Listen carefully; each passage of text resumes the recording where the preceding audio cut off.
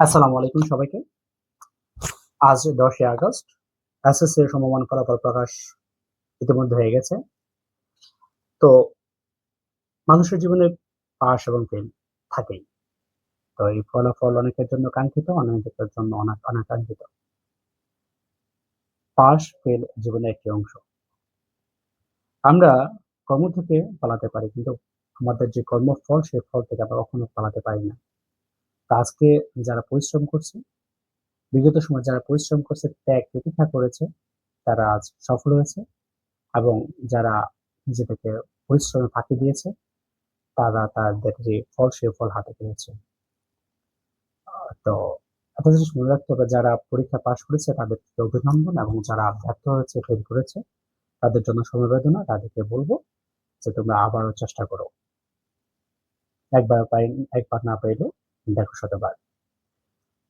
প্রথম বিষয় হচ্ছে যে আমরা পাস যে করেছে সেই সফল, বা ফেল করছে সেই ব্যর্থ, এরকম না।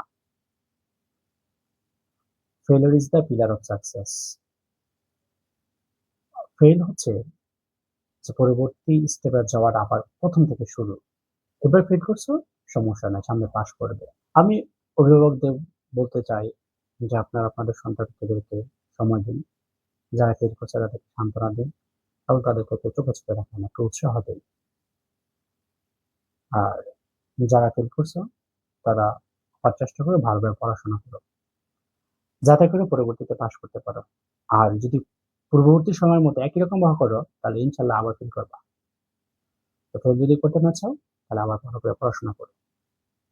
আর যারা তাদের কাঙ্ক্ষিত ফলাফল হয় নাই, পাস করছো কিন্তু যেটা আশা করছো সেটা হয় নাই, তো হয় নাই তো কি হয়েছে, সামনে এইচএসসি আছে।